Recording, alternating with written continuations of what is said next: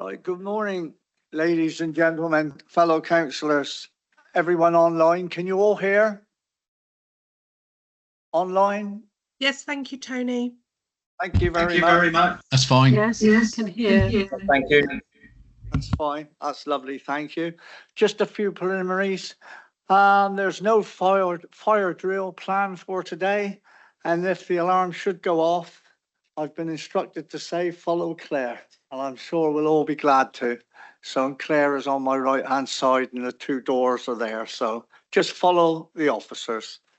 But I'd like to welcome you all to the Strategic Committee's September meeting. And I will move swiftly on to item 1, which is apologies for absence. And I believe we have one, Claire. Yes, that's correct, Chair. We've got apologies from Councillor Philip Ham, who was due to be substituted by Councillor Sue Osborne, but obviously as of yet, she's not arrived. Thank you for that. We will carry on. Item 2, minutes from the previous meetings held on the 6th of June. Is it your wish that I sign those minutes as a true and accurate record? Thank you. All right, Claire, I will do that later for you. Okay, thank you very much. Item 3, declarations of interest. Any declarations of interest, members, from the normal ones? No, fine. Item 4, public question time. I believe we have one speaker and he is online, and that is David Hiscox. Am I correct, sir? Yes, that's me. Hopefully you can hear me. Okay, thank you. Welcome to the meeting. I know you have 3 questions which the officers got. You do not need to read them all out. I would suggest that you paraphrase them because you have 3 minutes, and your time will start from when you say your first word. But welcome. Okay, thank you very much. Yes, I'll try and I will stick to the 3 minutes. And yeah, good morning, everyone, and thank you. My name is David Hiscox. We run several phosphate credit schemes in both the River Brue and River Parrett catchments. We were the first provider of a credit scheme in Somerset and have been providing credits for almost 2 years, with over 1,000 dwellings using our credits to overcome the phosphates issue. So we are at the front end of nutrient neutrality, and not only do we provide credits, but we try to provide as much help to homeowners and developers to overcome the challenges they have faced over the last couple of years. And it is great to have the opportunity to talk at this meeting. And furthermore, I would welcome the opportunity to provide any feedback that may help councillors and officers in the future. Anyway, on looking at the report for item number 6, the phosphate progress report, I have several questions. I'll just run through those now, but you already have them, I think. Number 1, I've changed the order slightly, but anyway, we have found the call for sites process frustrating for our own approved phosphate credit site, particularly with regards to having to wait to offer BNG units, which have been approved and already approved and will be the most competitive units on the market due to dual benefits from our sites, that is P credits and BNG units stacking. Please also bear in mind that no additional farmland needs to be taken out of use to create our BNG units, but unfortunately no weight was given to this with the call for sites scoring. So I'm asking that please can sites that are already signed off by the council for P credits and have been approved for stacking of BNG units be fast-tracked in the process. Developers already have the financial pressure of having to pay for P credits, and it would be a disaster for these businesses if the council restricts the supply of lower cost BNG units. Second question, we are not facing issues with supply, and you may be surprised to know pricing for our own P credits in the River Brue and River Parrett for the vast majority of developments. But we do face significant problems when pricing for developments connected to odour wastewater treatment works, so sewage treatment works, with credit needs being up to 15 times more expensive than those for developments connected to the larger wastewater treatment works. Temporary credits for up to 2030 would help in these situations, but there is there is a major shortage of You supply have of 30 temporary credit. seconds left, Mr. Hiscox. Okay, thank you. Are there any temporary credits available in the River Broom or River Parrett catchment? And my final question is it's a fairly straightforward one, so I don't think I need to read it out because that would take me over the 3 minutes, but thank you very much. Thank you very much, Mr. Hiscox, for keeping to the time. I will hand over to Kate Murdoch, who will just answer your questions briefly, but you will get a full written response. Correct, Kate? Thank you, Councillor Locke. And yes, thank you, Mr. Hiscox, for your questions. We will provide a full written response, but I'll just give you a response to those questions now. So your first question in relation to the call for sites process, we just wanted to let you know that the council has received 70 site submissions altogether through the environmental credit call for sites.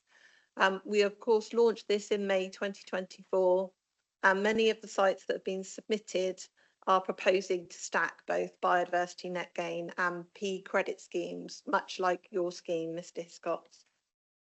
We published clear and transparent guidance on the assessment criteria and prioritisation process, and this was all published alongside the call for sites launch. The guidance explicitly includes assessment criteria designed to prioritise sites where they provide for multiple benefits, including stacking with phosphate mitigation and supporting agricultural practice. Whilst we recognise the importance of balancing the need for lower cost BNG units with the opportunities to secure the best biodiversity and wider outcomes from schemes, we have to ensure that we're prioritising this appropriately. So we prioritise both staff and legal resource for the assessment process and getting the agreements in place. And we're doing this on the basis of the published guidance. But we do hope to be able to move forward rather rapidly now that we've got additional legal resource in place. On your second question concerning the availability of temporary credits, as part of the Nutrient Mitigation Fund award, we've been working on phosphate mitigation measures. We're working to support both the provision of permanent and temporary bridging credits. The Salinity Solutions and the Miscanthus trial offers the potential to increase the supply of temporary bridging credits, and the council's also working with a third-party provider for the provision of temporary bridging credits to the market. And once this has been completed, we will signpost this on the council's website along with all the other third-party credit providers. And your final question, I think, was raising concerns about the calculator and the updates with the lower household size and the stretch permits. We were hoping that this would be in place by the time the report was published. However, there's been some technical issues with updating the phosphate calculator, and we're now looking to resolve these. As soon as it's resolved, we will circulate an email to all the agent developer contacts that we've got on file, and we can only apologise for any inconvenience caused at this stage. Thank you, Chair. Okay, thank you for that, Kate. And you will get a full written response, Mr. Hiscox. Thank you very much for your question. Before I move swiftly on, I'd like to welcome Sue to the meeting. Thank you, Chairman. Apologies for being slightly late. That's fine. You can blame Henry's morning email. Well, late night email. Thank you. Anyway, welcome. Moving on to item 5. Now, this was going to be presented by Helen Vittery, the officer for this particular item, but she is online this morning as she is tested positive for COVID. So thought it's better for her not to be present. So Alison will be taking over for her presentation, but Helen is online to answer any questions or to assist wherever. Over to you, Alison. Okay, I'm just going to try and share my screen.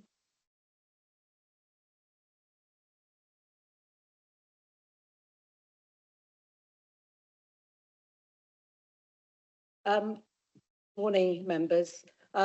This is the quarterly report on the planning services performance being brought to you today. The presentation that I'm going to show you is slightly amended from that which was published with the agenda. There were a number of minor inaccuracies on that one, so just bear with me. Okay, so this sets out the performance information which is provided on a quarterly basis to this committee in line with the council's constitution, and it includes information on the work that we've received in each of the area development management teams and the waste and minerals team, and reports on information which is published nationally on a quarterly basis.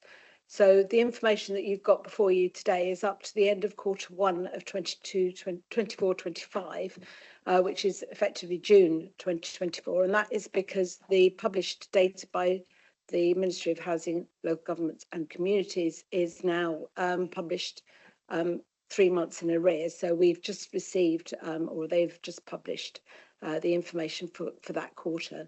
So just to keep in step with that, that's the way in which we publish the information. So I'm going to just share with you a lot of the information which you'll see is in your appendices on planning applications which have been received by the council. And the information goes back to 2020-21 so that you can see the trend of information right up until today, well, to the end of Q1. And then we also share with you the number of major, minor and other applications determined within the national targets. Of course, that is only partial information in terms of the overall volume of work that's received by the council, because a lot of applications are not captured in the national returns and the national targets.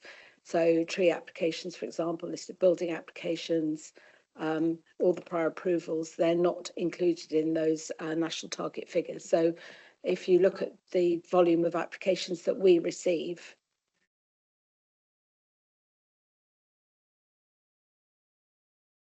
Yes. Okay, Mark, Alison, can you pull the mic closer I to thought I was quite loud, but anyway, is that better? Okay, so I was just saying that a lot of the applications that we receive are not part of the national returns. There are a large volume of applications which are outside those the returns that we make to central government. And about half of the applications we receive probably are not part of those national target figures. So just to bear that in mind, the overall volume of work that case officers are dealing with. I will also talk a little bit about the pre-application inquiries that we get, appeal decisions and enforcement cases, all of which is included in the report.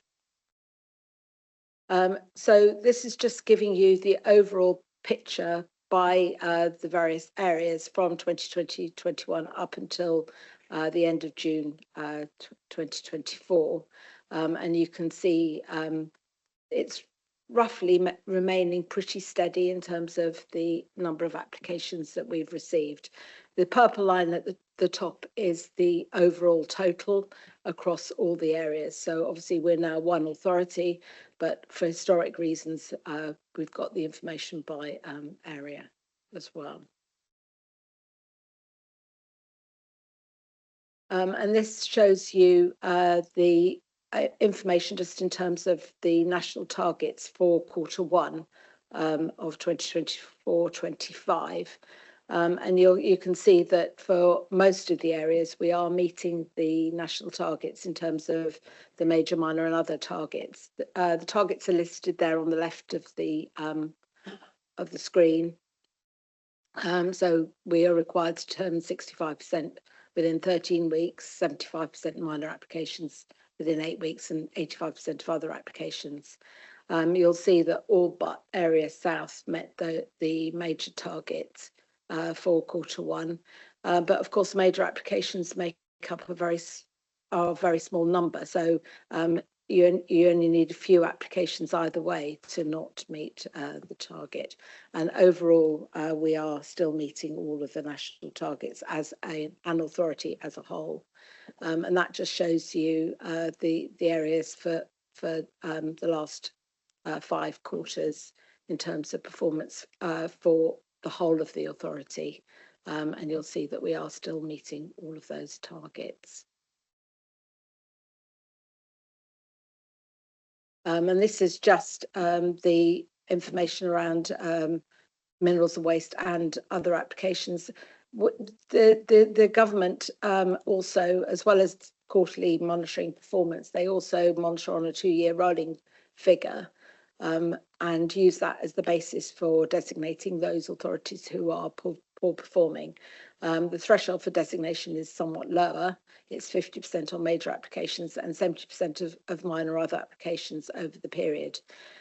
So what we've started to do is to do a rolling average so that you can see whether or not we are meeting those targets. And if you look at the table right on the top, you can see the 2-year rolling figure up to March, because they do it on a historical basis, and you'll see that for minerals and waste we're at 87.5%, and for Somerset as a whole we're at 81.6% for major decisions and over 90% for the minor decisions. So we are not in danger at the moment of being designated as a poor performing authority. And of course, if we were to be designated, that means that applicants have the right to go direct to the Planning Inspectorate for their applications to be determined.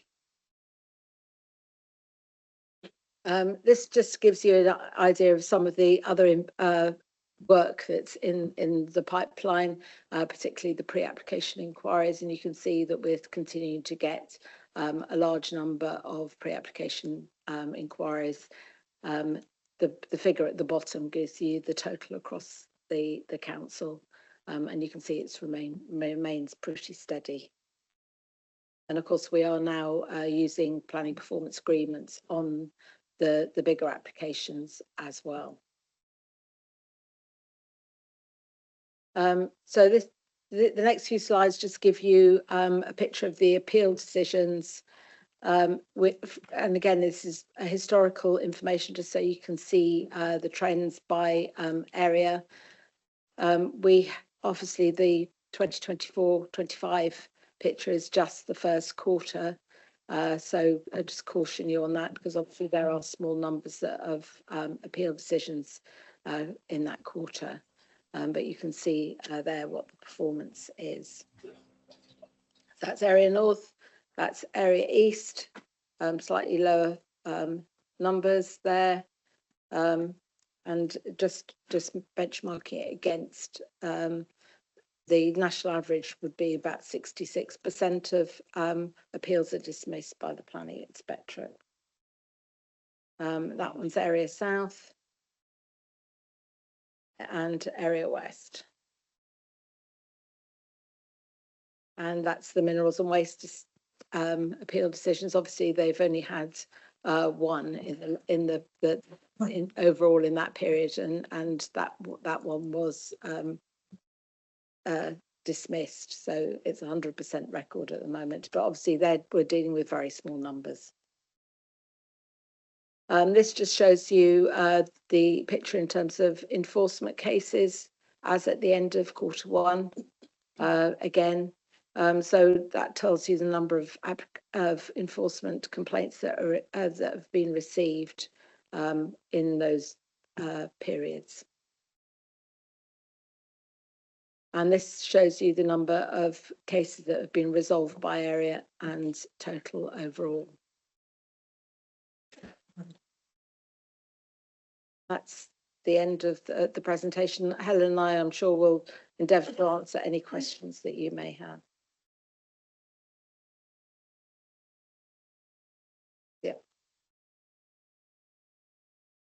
Yeah, before I go out to the floor, the members, Helen, is there anything you would like to add? No, but thank you. Alison's covered everything. Right, Thank you for that. Right, members of the committee. John.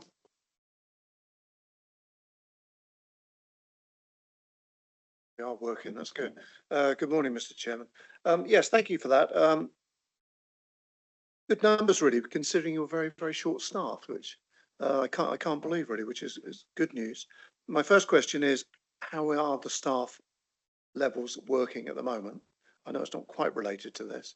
And in terms of getting new planning officers on board, will be my first question. Do you want me to carry on through? I've got just a couple.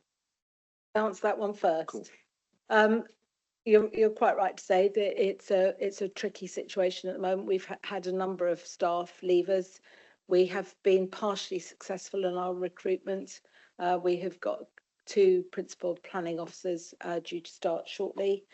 We've just been out to further advertisement, and we've got a couple of applications only from external candidates. So I think it reflects partly the national picture. The national picture in terms of getting experienced planning officers, it is very difficult. And so we're just going to continue to try and recruit permanent staff as far as we're able to do so. The public practice actually do an annual survey, and I think what we're seeing here in Somerset is reflected across the country. It's not just here. It's not easy to get experienced staff in development management. Yeah, thank you for that. In terms of planning applications, looking at the charts up there, brilliant, ever so easy to read and understand, which is nice. There seems to be quite all the lines sort of going this way. So in planning applications, it was all that way in totals and most of the regions as well. Out of interest, why is that? Is it presumably related to phosphates where people aren't applying because of that? Or no, again, that reflects a national trend. Overall, across the country, there's been a downturn in the number of applications. I think that's being caused for a number of reasons. One is obviously mortgage and interest rates have gone up, but also there's been building and skills shortages in the industry as well, which has impacted particularly, I think, the smaller scale householder type applications. So I think it just reflects that national trend. Thank you, John. Martin. Thank you, Chairman. I've asked this question at another meeting previously, but I still don't really understand. The statistics that go into the government figures don't include all applications, do they? And that's how are the ones that don't go in there? Where are they? And where are they shown? Because it would appear that the ones that determine the government figures aren't the full picture, as far as I can see. And I don't really understand that. You're correct. That's always been the position, that the national targets measure what are described as major, minor and other applications. The other applications is essentially the householder applications. There are a large number of other applications which they do not capture. We do try and capture it. We are trying to get that in a consistent way across the council. We're operating at the moment with 6 different IT systems, so that's been a bit tricky. But we have just commissioned a piece of work which includes some software to try and make sure that we can extract that information on a consistent basis. One of the particular challenges is the discharge conditions applications, which historically haven't been recorded in the same way by all of the authorities, partly because of the different systems, but and the way in which they've operated. So, but we know roughly we are about half of the applications in terms of numbers are not captured by the national targets. But equally, they also don't all attract a planning application fee either. So there's a large volume of work in the system for which we don't get a planning fee at the moment. Thank you for that. Yeah, but certainly on South, I spend a lot of my time dealing with applications which some are way back, which were carried over to this authority, still haven't been determined, and quite frankly, at the moment, there doesn't seem any chance of them being determined at all. We've just had a memo issued by the Area South manager saying that staff was sick. There was, this was to an agent, believe it or not, and it said that there was no chance of, in the foreseeable future, of it being dealt with. And I found that absolutely astounding. And it's a document which is in circulation. So something somewhere is skewing these. The statistics were quite good. On the ground, they don't come to us as councillors who have to deal with these poor applicants who have been waiting since 2019, and these are only single house applicants, most of them. It's just, that's why I find this very confusing when it appears we're complying with the government's legislation. Thank you. I think possibly, I mean, there may want to be a suggestion or a slight recommendation from this committee, because as the officer said, the South is the worst performing of the lot at this moment. But we'll carry on through the other questions there, and I think there's something which needs addressing somewhere along the line, where I couldn't say at this moment, but we may have a suggestion which we can maybe recommend through to the new executive member with the responsibility for planning. He may have some ideas, but he's only just been installed in post. So let's take the rest of the questions, and maybe it's something which we could ask for to be coming back at the next quarter's report to see if there is any improvement from the situation we are today. But next speaker I've got is Councillor Osborne. Thank you, Tony. And it's really following on from some of the points Martin has raised, in that really how and why have things got so bad in Area South? You know, you look at this chart on page 100, all areas, and you could say everything in the garden is wonderful. I don't believe it is, and I would certainly have my eye on the majors, because it looks like that's going to be a problem across the board. We've had that sort of email putting people into a holding area. So the question then is, if an applicant finds that he's been put into that holding area because there's no one actively dealing with his application, what is the risk that we will have an increasing number of applicants go straight to appeal? And also the risk to an applicant that if you're in a holding bay and your application went in maybe months or even a year ago, the risk of extra cost we could be asked for if he goes direct to appeal and wins, because they have to redo their ecology, their HRA, their phosphate mitigation. All these reports have got to be done again, and they're not cheap to do.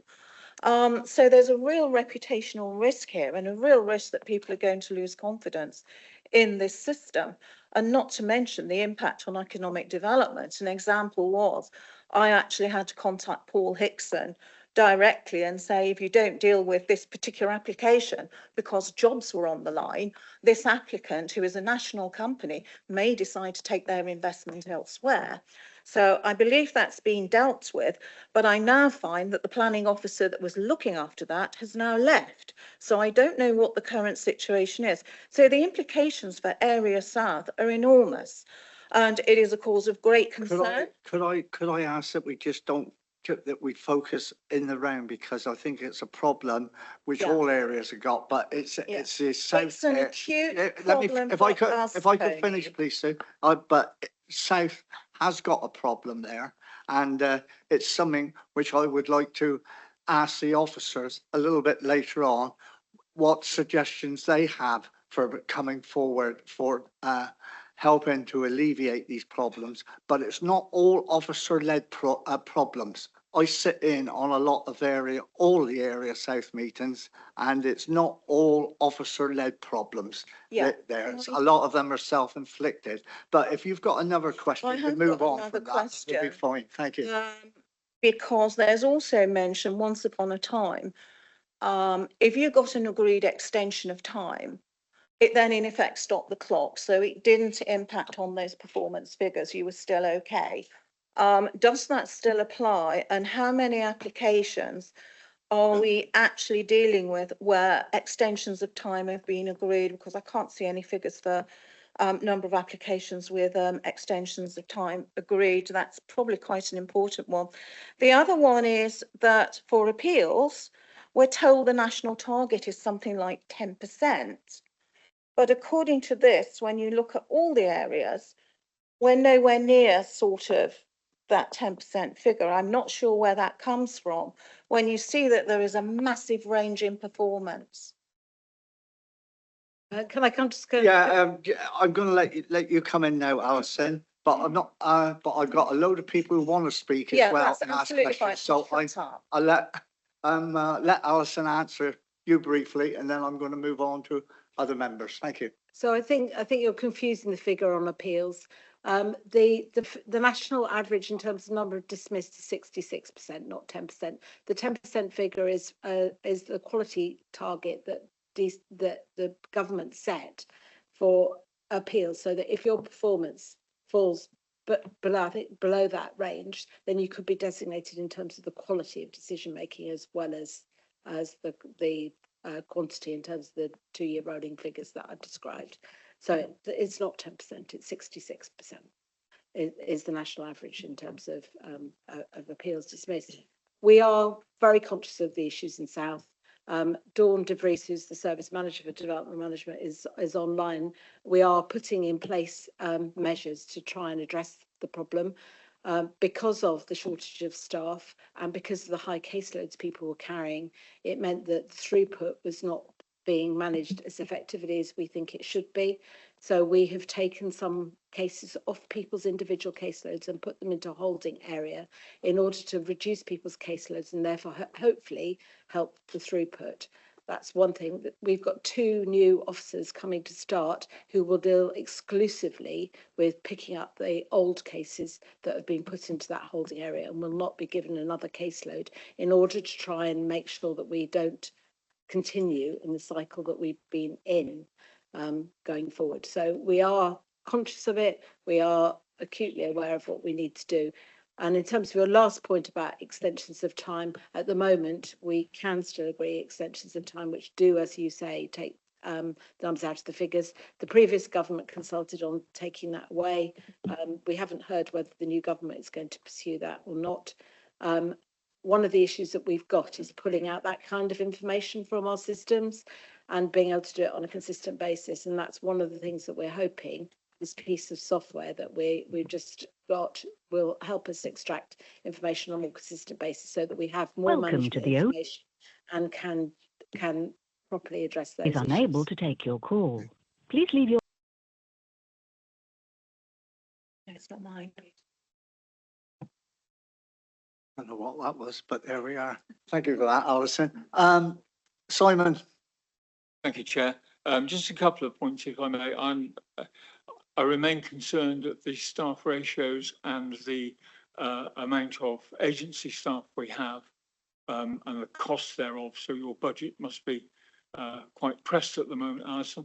I'm hoping that we can transfer some of that because we need full-time working, not 3 days a week for the same money. We need to spend our resource more wisely would be my suggestion.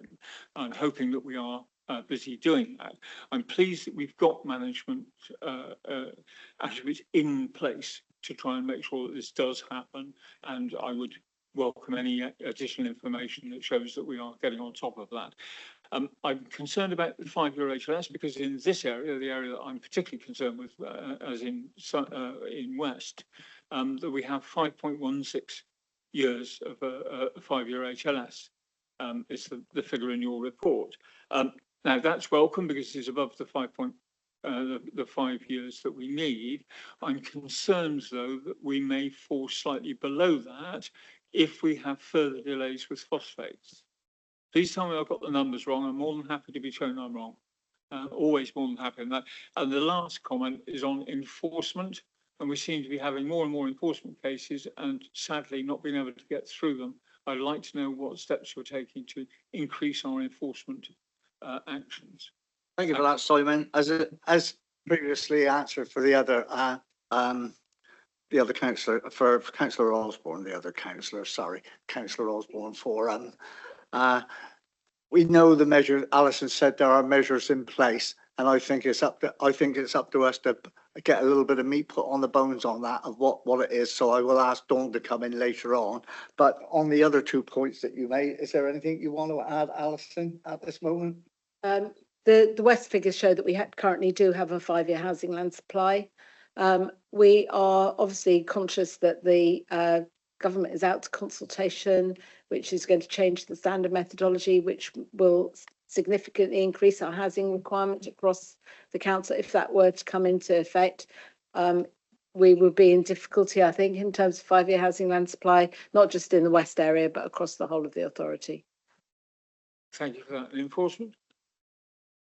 As you will see, we have got enforcement measures in place. We have, particularly in West, actually reduced the volume of enforcement cases on hand quite significantly.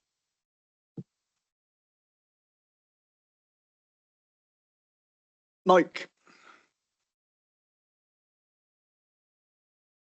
Thank you, Chairman. This won't take long. It won't be a long drib, but I too am very concerned about enforcement. In fact, it's one of the things that I get at the 13 parish councils that I attend most months.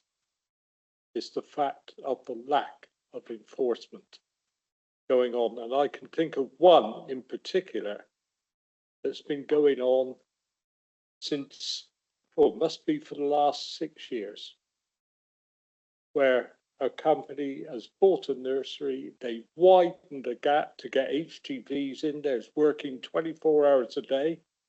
They've disturbed the whole village, and enforcement have said, oh, we'll go out and get a retrospective permission. Well, that's not what's required.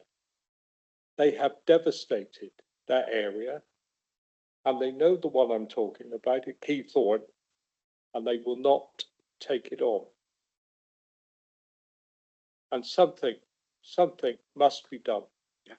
With reference to that particular, and I don't want to go into specific for specific applications, but I suggest that you speak whoever you're speaking to with correspondence, as I'm sure you do, by email, and copy in Alison on that, and see if we can get any resolvement or any movement on that side of it for you, Mike. All right.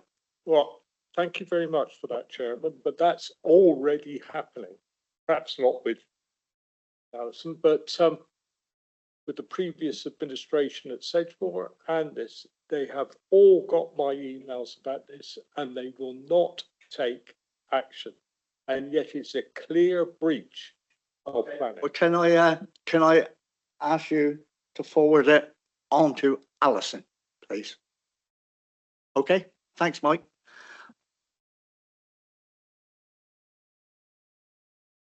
Well, press on. There we go. Thank you, Chair. A couple of questions. First one on process for Alison. Thank you. Regarding the different pieces of software that are being used by the different planning departments, can I ask if there's any sort of reports or work being done to rationalise these to one global system? And do we have any elected member oversight of this work? And if there is no such elected member oversight, would I be permitted to propose myself to be included in these conversations? That's the first one. You're absolutely right. We need to get an integrated ICT system. At the moment, we're in the queue for a budget to enable us to move that forward. We are talking with our IT colleagues about that. And yes, oversight will be through the portfolio holder. And the portfolio holder is Mr. Caswell. the omnipresent Mr. Caswell. Right. Sitting And behind you. yes, it is often the case. And the second one is regarding enforcement from my friend over on the other side there. Enforcement is a perennial problem. And we know that enforcement is difficult because getting enforcers is difficult and then paying for them is doubly difficult. But can I just confirm whether or not enforcement as a task is or isn't a legislative requirement? It's a discretionary activity of the council. All enforcement action is discretionary. The National Planning Policy Framework sets out that a proportionate approach must be taken to complaints. We have an adopted enforcement policy from February last year, which sets out the priority which will be afforded to cases. There are three categories. I can send you a copy of that. We therefore process complaints in accordance with those priorities and investigate and determine whether or not we should pursue enforcement action. In terms of retrospective applications, the guidance encourages local planning authorities to negotiate and, where possible, to seek a resolution to complaints. And one of those avenues is through a retrospective planning application and determination. All right, Matt. Just a statement, really. I'm sure that this is the same from my colleagues to my left over the table there, that certainly in my area, hard rural Somerset, it's become the de facto practice to build stuff and then apply for retrospective if you get caught. And I think that I would get agreement around the table about that. And I worry that we are going down this route of that becoming de jure rather than de facto. You know, it will become practice to just apply only when you get caught. It happens a lot. Happening in a lot of places, Matt. Yeah, absolutely. Yeah, but we need to be aware of that happening. And I feel your pain, though. Thank you, Alison. Thank you, Chair. Yeah, is there a view, obviously, on the enforcement cases at hand? I mean, I think my question has been partly answered, but we have huge differences between, obviously, Area South at 327 cases and Area East at 95. But is that down? Could I ask you all to pull your microphones closer to you, especially the softer spoken ones? Sorry, is that down to the staffing issues, really, Area South? Just a question. Thank you. Yeah. Did you hear all that?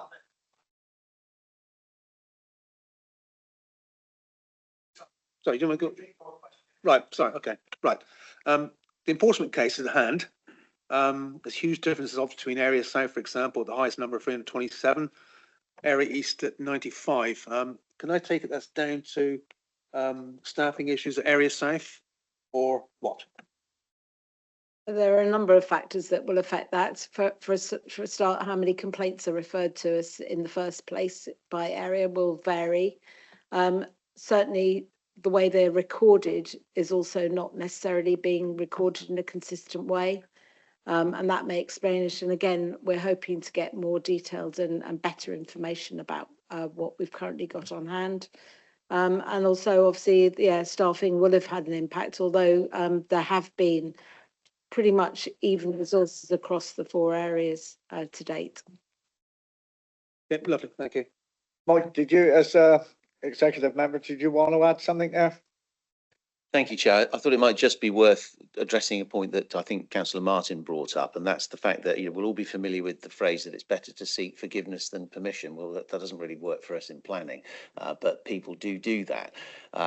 There will be increases inevitably in the planning fees, and there's a consultation out on that at the moment. And I understand that there is likely to be a change to the planning fees whereby if you apply for retrospective planning permission, the fee is double that which you would pay if you applied in advance. I think that's right, but I wonder if Alison could just perhaps confirm that. I think, Mike, that's our suggested response to the consultation about where we think there should be fee increases. Thank you. Barry, sorry you've been sat there patiently, but you're bottom of the queue there. I'm not worried. Thank you, Chair. First question is, about enforcement again, I'm afraid. We have issues in my division and people are taking the attitude, well, we can do what we want, and it's creeping permission for development almost by default because they know that they won't get pulled up on it. And when we notify the planners at this stage, there are things going on in this particular development. We need the enforcement to go over, and they just come back and say, well, we'll see what they do, and we do retrospective permission. And they can't do anything wrong, but it's dreadfully upsetting for the people of the parish where all this is taking place. I know that Somerset have got 1,000 plus cases of enforcement on the go, we've been told, and 59 minerals cases. I can't remember who told me, but if you want to get onto the list and get something done quickly, you find a health and safety reason for it to be enforced. And that seems to be the only way that we can get progress made on things that you can see where they're going, and they're going to do a development that shouldn't be there in the first place. So that was that. The other things, half of my emails are from people who've got problems with planning, from agents who either work across all the areas in Somerset or who work in one area specifically. And they're very simple questions, these. Why can't the planning forms be made the same for Somerset? Why do we have 4 different sets of forms? Oh, am I wrong in that, Alison? There's a national set of forms which are on the planning portal. So they're nationally set. There aren't individual forms. I've been given a complaint for somebody that it's clearly wrong. Okay. The length of time to determine applications it's quite long for most applications, but it seems to me that as soon as people get into a conservation area and Natural England get involved with a determination, you can measure it in years. It's not months. I've actually had people who bought properties, a property, tried to do it and follow all the advice that they were given. And it's quicker to sell it and move on and go do something else. They just cannot wait for the permission to come through. Now, I don't know if that's a particular process that goes through, Alison, where you'd get the planning and then you follow up the conservation and the listed building process, or they don't run in parallel. It seems that one is determined and then the other comes along afterwards and takes a lot of time. They should be being dealt with in parallel. If they're submitted at the same time, they would be dealt with in parallel. Okay, that doesn't appear to be happening, but if you say it is, it is. And the other complaints are all very, very small ones. I mean, we've asked in the past if correspondence that goes out to consultees and people who've got an application in place can have the envelopes actually marked up to say this communication is important to your future and to your property, because a lot of people will come to parish council meetings and say, well, what's going on up there? We didn't know anything about it and we've never had a communication. Now, I have spoken to a planner about it, and it seems it's a post room function, not a planning function. And I wondered, I mean, it's a question of franking an envelope and saying, this is important, don't throw it away. So that was that. And the other last thing is people would say, I am fed up of ringing up the planning, trying to talk to somebody. They take too long to answer the phone calls, and people are on the phone for half an hour and nobody will answer the phone. So do we need some extra people to answer telephones within the planning department? Thank you, Chairman. Thank you, Mike. Alison, if you want to pick out the bones on that one, and then I will try to sum up a little bit here for the committee and make a couple of suggestions moving forward. In terms of extra people to answer phones, most of the phones go through our customer services centre, so I'm not sure quite what's happening there, but we can pick that up and deal with it. In terms of marking the letters, as you say, it is a post room function, but my experience elsewhere is that however you mark them, people don't necessarily pay attention to receiving them. So I'm not sure that's the answer to everything. We also do obviously put up site notices where required and advertise in the press on the major applications. Well, may I just come back? Yeah, thank you, Alison, for that. It just gives me, if they are marked and people have thrown them away, that's fine, but at least I'm able to go to the media and say, look, I know you've had the communication, you should have read it. If you haven't, that's your problem. And that gets me out of a little bit of work. Right, Martin, last speaker, that's it. I'm not going to do the Listening rounds very again. Thank carefully you. whatever he said, and a thought or two struck me. Well, and that is about really, this is not a level playing field between the areas, and unfortunately, Area South came in at a very low level, if you like, because if my memory serves me right, they'd managed to get their 500 enforcement cases down to 350 before we merged. That was one example. The other thing, of course, Area South was probably the lowest on the 5-year housing figure, was down to 3.5. It's now to 2.9, I think. And it would appear that they've started at a low level and they've all been treated equally, and they've never ever caught up, if you like, because some of the other areas who don't have the phosphate problem is another one you can throw in. They've managed to keep their statistics, as we've seen, at a good level. But I'm afraid that we as a new authority left Area South to act as it was, and it was acting, as I say, from a low level to start with, and has never, ever, ever caught up. And obviously, we're going to have to think of more resources for Area South. I'm not saying because I'm on Area South, looking at the whole thing as a big picture, it is obviously failing, I'm afraid to say. And it's historic, frankly, and it's never caught up. Thank you, Chairman. Thank you. Thank you. Thank you for that.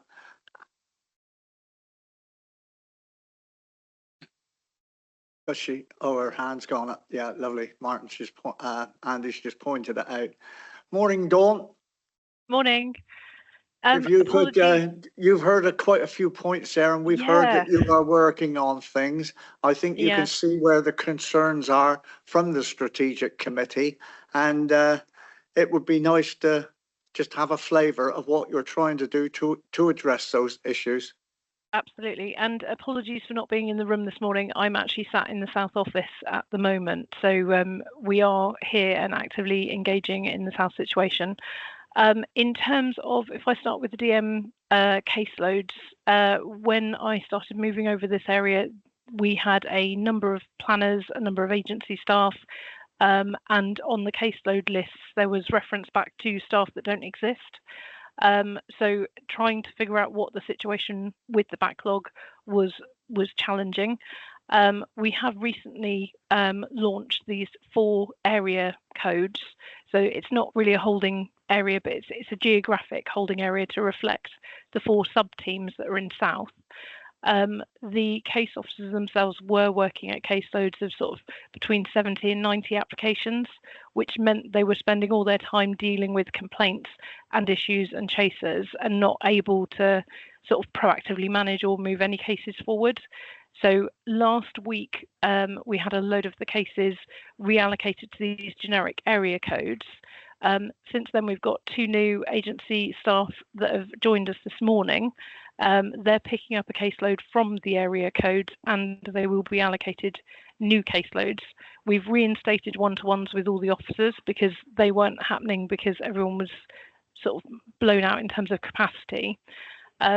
So it's a lot more manageable now for the officers left, and because the numbers are lower, we're going to be able to sort of process those, and the complaints that will come in on the ones that aren't actively being managed, I'm going to be taking those and receiving those. In the last couple of months, Area South have been doing really, really well in terms of reducing the backlog, but the backlog was so significant it's taken a long time to get here, and there's still quite a journey to go on. But we have communicated that out to members and also to the architects and agents. So if we are getting concerns, we've got an out of office that we can send to the people that get put on the generic area codes, and we've got 2 further agency that are coming just to pick up off of those codes, and they won't get a normal caseload. So we are managing down the backlog calmly and slowly, but we're centralising the complaints to myself so that we can leave the officers to get on with what they need to do and just get on with the caseload. So it is actively being managed. This is only coming in the last few weeks, but hopefully the officers will start sort of feeling a bit more comfortable with the numbers that they're carrying as a result of the decant, and then the intention is for them to pick up 1 a week from the holding area and see that through to completion, as well as being allocated new caseload, so we don't have the same bump in the system. That should see, at the moment we've got a backlog of unheld cases of about 105, but that's lower than we were expecting. We were expecting it to be about 300, so the fact it's 105 is reassuring, because it just means that they have really worked hard to get on top of the workload in the last few months in particular. We have been recovering it, but again, it's a long journey that we're all going on together. In terms of enforcement, I also have the joy of leading the enforcement team for the council, so they're all in one team together, but obviously we are still operating in 4 different geographies. In terms of the difference in numbers that's been raised, one of the differences will be how the cases are set up and how they're triaged. So we are looking at trying to get a consistent approach across the whole of Somerset. And actually we could probably triage a lot more and not set up a lot more, which might save some time and effort. And I think, as one of the members did say, Area South did have a significant backlog before they got down to 300. So, again, recovery has been sort of happening, but just on a slower basis.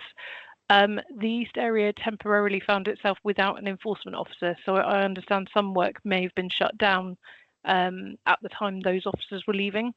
We've subsequently put another staff member in there, but we are limited in terms of capacity that we've got. But there is at least 1 or 2 officers covering each of the areas, but we are keeping that a close eye on that in terms of how that's working in terms of flux and changes in workflows. So I don't know if there's any further questions on the back of that. In terms of communicating what that actually means for applicants, we have got a planning update web page, and we are keeping that up to date.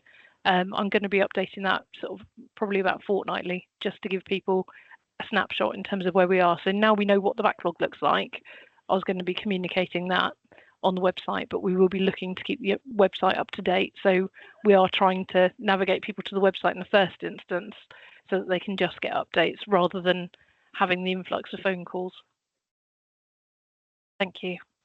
Thank you. Thank you for that, Dawn. I don't want to open up the floor to people now for the question, Dawn, but what I'm going to suggest is, you've heard what she said as being implemented and moving forward. This committee meets every quarter, but I would suggest, and I'm not trying to overload officers, but an interim report comes back to members through Claire, and she can send it out to members of the strategic committee so we can monitor to see. And it's not that we're being not trustworthy of what officers say, but we like to be able to measure, or I like to be able to measure, how things are moving forward in the direction we want to go, because there is a problem with staff, and the only way we can get over it is by working together. And I'm suggesting that if members of the committee are happy with that, because there are a lot of issues, as you say, with enforcement and with staffing levels, agency staff, that it would be nice to be kept abreast of. And really, we are, on the paperwork, asked to note the report, which I think we've done, but with the concerns which we've raised, and which you, as to be fair, as officers, is raised as well, and it said is there, that we want to be able to sort of monitor it moving forward. And if members are happy, I would make that a suggestion from this committee, from the chair.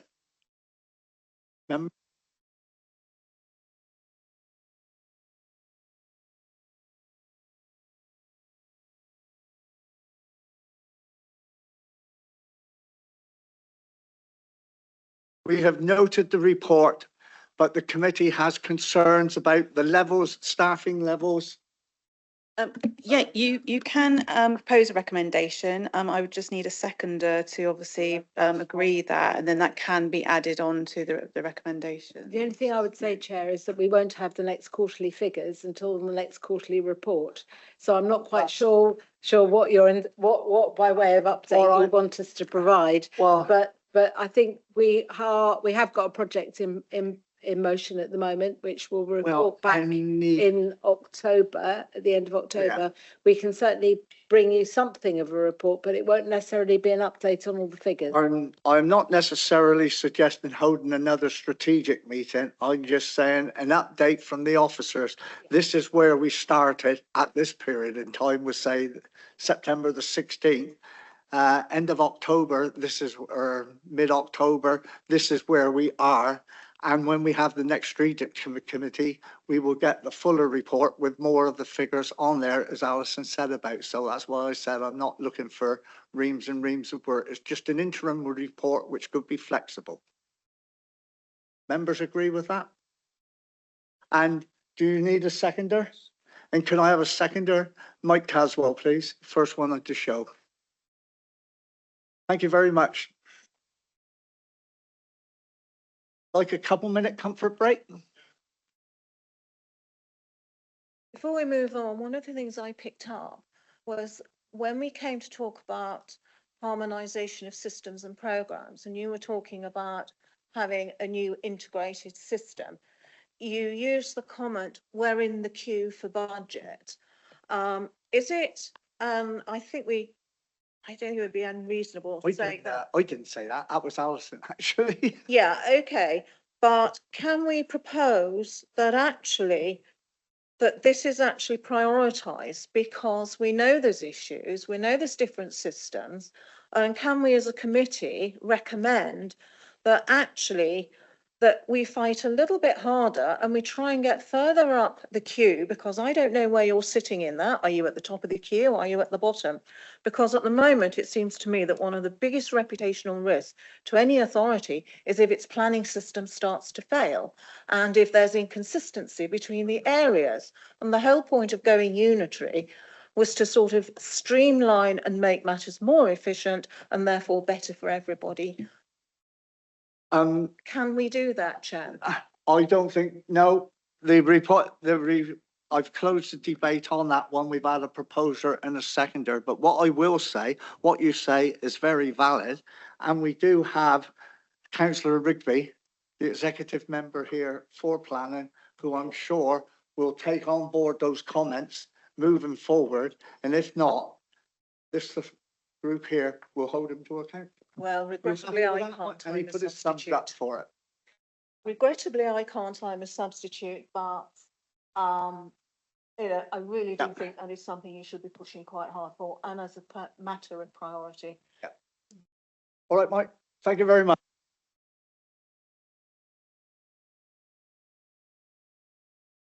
Are we back online? Thank you very much. Item 6. Phosphate Progress Report and Local Nutrient Mitigation Fund Update, pages 111 to 176. It will be presented by Paul Browning, Kate Murdoch, and Alison Blom-Cooper. Over to you, Paul. Thank you very much, Chair. This presentation, as the Chair said, was done by 3 of us. Partway through, I will hand over to my colleague Kate Murdoch. In terms of the purpose of this report, a number of matters. First of all, to give update on the recent work undertaken in relation to nutrient neutrality with regard to the Somerset Levels and Moors Ramsar site, but also the River Axe Special Area of Conservation. That's the River Axe that feeds southwards into East Devon. Moving on, Secondly, is to give an update of where we've got recent government announcement and changes to legislation that were in relation to nutrient neutrality. And lastly, give an update to this committee in terms of the local nutrient mitigation fund and the money that the council was awarded, the 9.6 million from central government to increase the supply of phosphates to unlock projects impacted by nutrient neutrality. In terms of background, this has been reported in numerous committee reports and presentations to members. As you're aware, just as a summary, on the 17th of August, all planning authorities in Somerset Council, at that time it would mean both the district and the county council and Dorset District Council received an advice note from Natural England concerning the unacceptable levels of phosphates on the Somerset Levels and Moors Ramsar site. As a result, since then, a large proportion of new development, particularly housing, but also other types of development, when we list those on our website, are impacted, and they are impacted within the Free River catchment areas of the Brew, Parrett and River Tone. In those localities, such development needs to demonstrate nutrient neutrality. In terms of a broad update of where we are, first of all, the Somerset Phosphate Calculator. Technical updates to reflect the evidence, which shows a lower household size we're of 2.03, currently 2.29.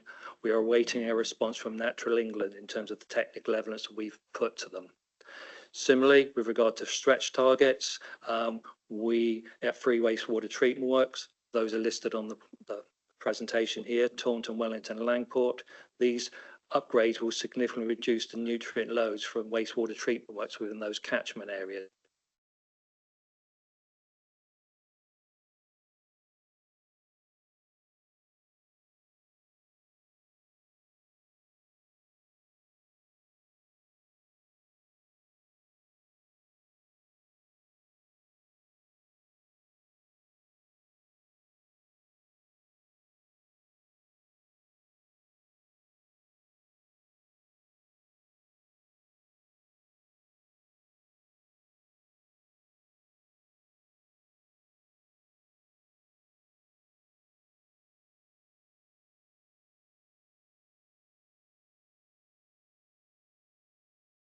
Where I was, yeah, in terms of the technical updates, my colleague Kate Murdoch, in response to Dave Hiscock, articulated the point that we've got a number of technical issues that have delayed the uploading of the new phosphate calculator on the website.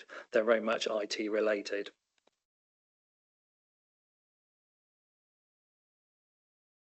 In terms of Gerston Farm, as we're all aware, that's become a national test case in relation to nutrient neutrality, and in dismissing the appeal in August 2022. In terms of a pen portrait of where we are, in terms of the High Court dismissed the challenge initially from CJ Fry and Sons on the operations of the Hagtapax Regs Testament.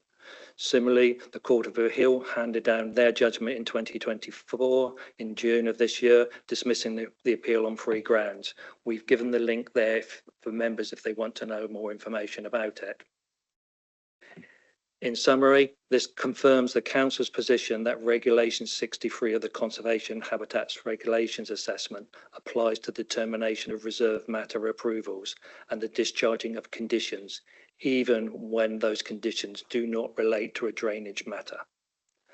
Applicants have now applied to leave for appeal on this matter to the Supreme Court, but we await whether the leave has been granted.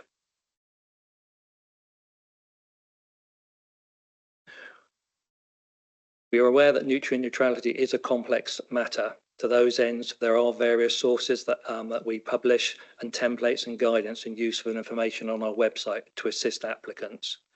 Furthermore, on our website, we also signpost people to third-party phosphate providers because we're aware that there is a growing market in that. To those ends, those schemes have all got approval from Natural England in terms of the legitimacy of their P credits. P credits are from a range of providers. Similarly, officers are proposing to move to a pre-commencement condition on the approved planning applications rather than phosphate mitigation already in place at the planning application stage.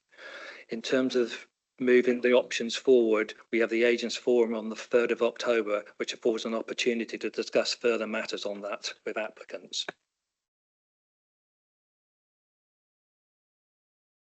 In terms of a catchment update, first of all, the River Axe, as I explained, the River Axe, that's the River Axe that flings southwards. We've got certain areas within Somerset, predominantly in area south in the Chard locality, but also in area west in the Blackdown Hills locality that feed into the River Axe. We, the Somerset Council, are not the lead authority. East Devon District Council are the lead authority with River Axe.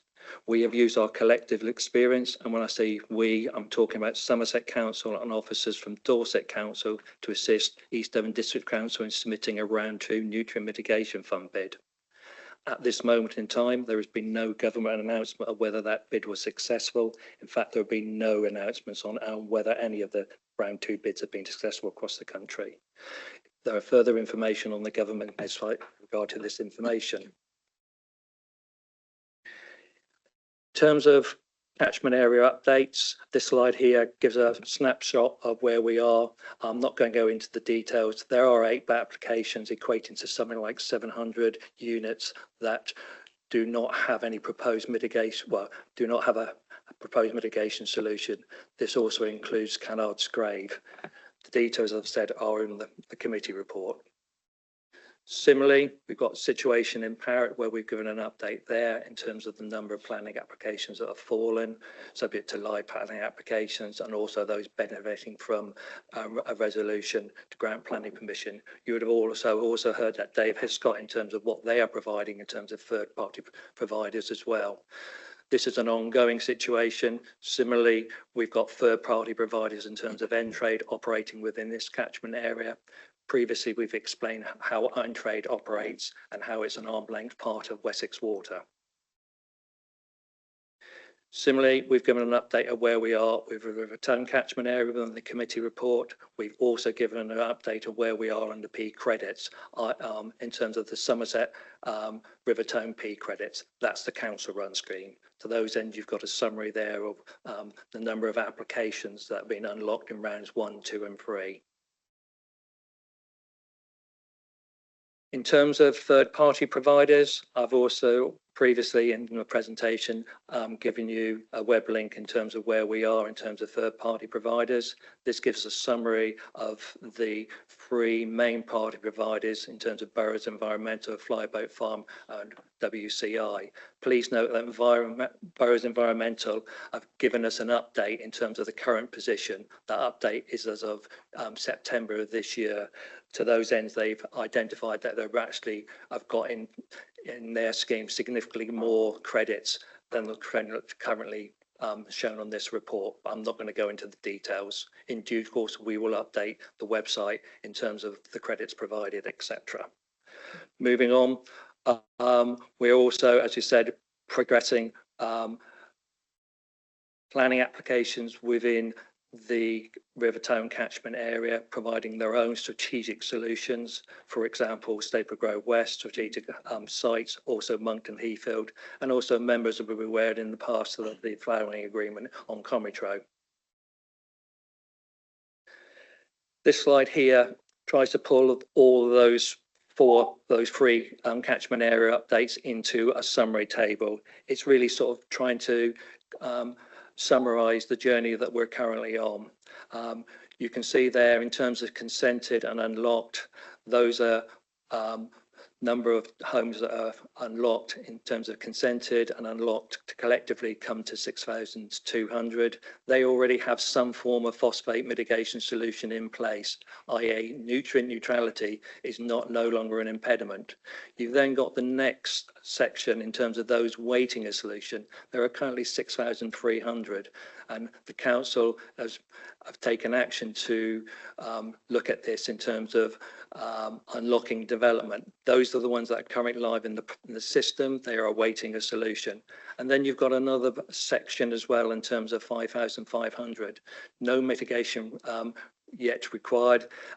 They are future sites in the local plan allocations. They are planning applications that haven't come forward yet. So collectively, those equal to the 18,000.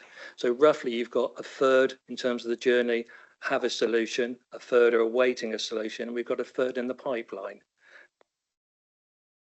In terms of other matters, be aware that the Technical Officer Working Group for the Somerset Levels and Moors, the council is seeking costings from Natural England to provide baseline information for the Somerset Levels and Moors similar to that taken by Poole Harbour, to understand the evidence and measures required to remove the need for further phosphate mitigation.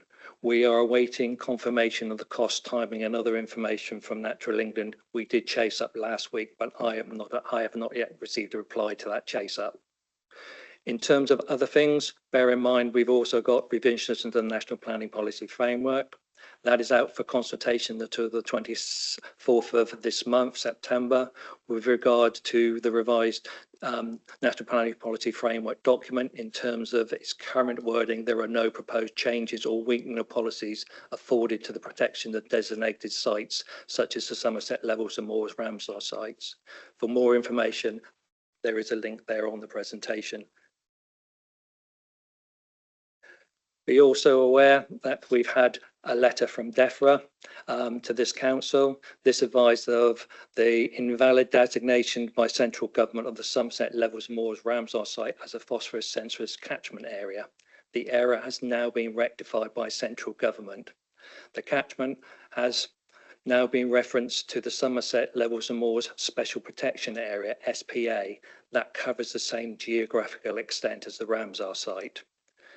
To avoid unnecessary uncertainty associated with the statutory upgrades to technical achievable limits, that's TAL in short, slipping to potentially back to the 16th of May 2031, the council obtained its own reassurance from Wessex Water and also Natural England that compliance with the nutrient standards to TAL will be achieved by 1st of April 2030.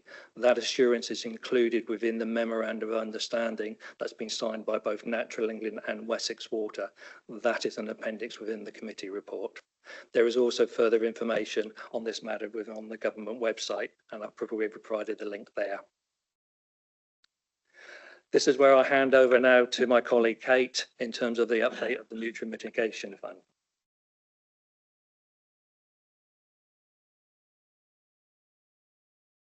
Thanks, Paul.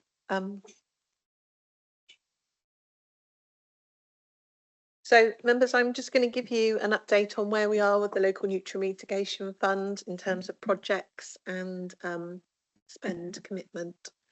So you'll be aware that the council was awarded £9.6 million for capital funding. And we are working to a hugely challenging spend programme where the funding has to be committed by the 31st of March 2025. The memorandum of understanding attached to the grant funding requires the council to revolve that funding into additional phosphate mitigation, recovering the funding through the trading of credits, and then the longer term use for that funding is to be channeled into the restoration of the Somerset Levels and Moors once all the housing that's currently held up that requires phosphate mitigation is unlocked and sufficient phosphate mitigation is available to unlock the housing requirement going forward. You'll be aware that we brought an interim delivery strategy to you on the 21st of March, and we're looking to progress a number of opportunities with revolving the fund and looking at the longer term use in terms of stacking benefits, delivering water quality, flood management and biodiversity net gain, and also potentially where opportunities arise to improve public access. So I'll just run you through the projects and where we are. So project one in that interim delivery strategy was the Salinity Solutions trial. So just to remind members, this is a unit that goes on as a secondary treatment process. It runs a following up treatment process before the effluent is discharged to the river. And the idea is that that will go potentially on poor performing wastewater treatment works to increase the removal of phosphates before it's discharged to the river. At the moment, we are supporting a pre-treatment trial and that's now commenced. Now, Salinity Solutions is a measure that we're looking at, and you'll see from the questions raised by David Hiscox earlier, to establish the cost of a temporary P credit. And if we find that that is not a cost-effective means of delivering temporary P credits, the project won't progress any further. Project 2 is our call for sites. You may be aware that we launched an environmental measures call for sites back in May, and that closed on the 15th of July. So we had a total of 70 sites were submitted altogether, 8 of which were purely for phosphate mitigation, 35 were purely for biodiversity net gain, and 24 were both for phosphate mitigation and biodiversity net gain, where they're being stacked on the same land.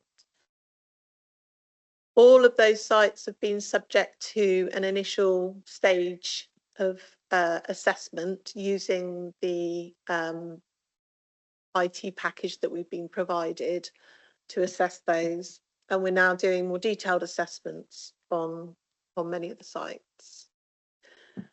So of the 70 sites that were submitted, and you may hear agents refer to whether they're in tranche 1, tranche 2 or tranche 3. So tranche 1 sites are those sites that were submitted at the midway point cut-off, and we've now completed all the assessments on those 12 sites.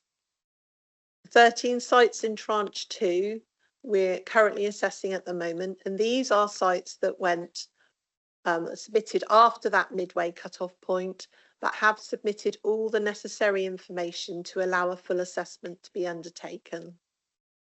And the tranche 3 sites, which is the 14, are ones that will be assessed later in the year, but some of those haven't submitted all the necessary information for us to do a comprehensive assessment on those. And then there's 31 that are not going to be assessed because they failed the initial pass-fail criteria. And whilst this doesn't necessarily mean that they're not an opportunity further down the line, they're not something that we're looking to progress at this stage, and we have to prioritise staff resource accordingly.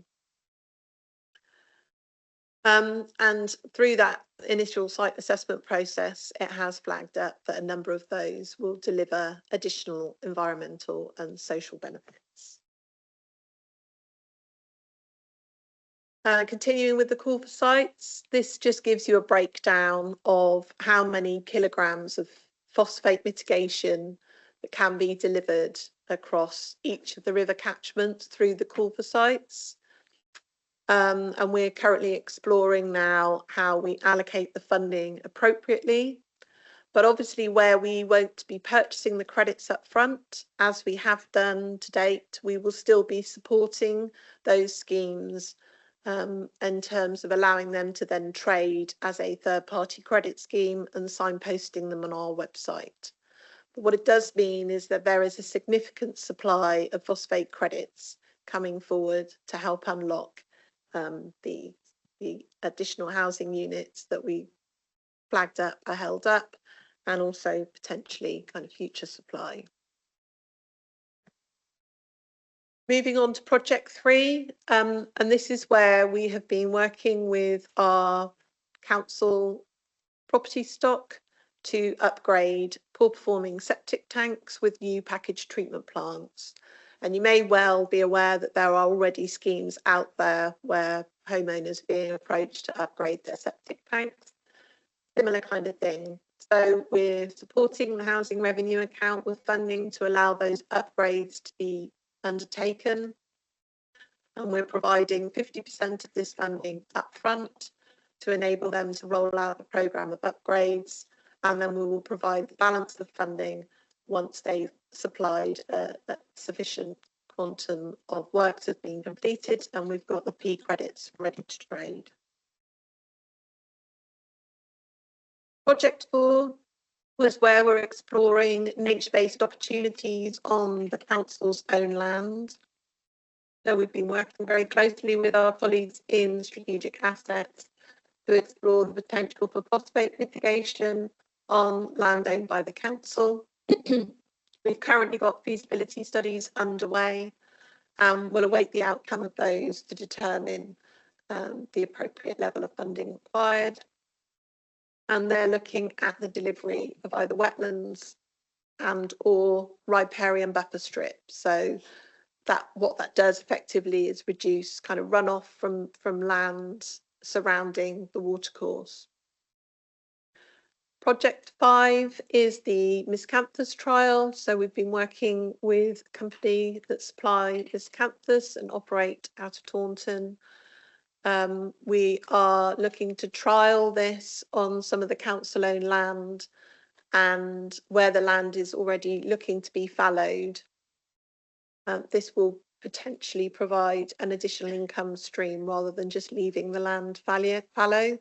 And we're looking to move that project forward in spring 2025 in the next to align with the appropriate planting season. Project 6 was an allocation for new technical innovations because, of course, we get approached by a number of companies with solutions where they're working nationally. At the moment, the one we are looking to trial, again, working with our colleagues in the housing team, is a control flow devices that can be fitted to existing homes that reduces the flow of water without affecting the water pressure within the property. And that allows the council to harvest additional phosphate credits, but also potentially adds the additional benefit of supporting the reduction of water usage measures. We are just looking to trial that at this stage, not looking to roll it out. We want to see how successful that is, but we are aware of a number of other local authorities that are also looking to use the same measure with their council housing stock.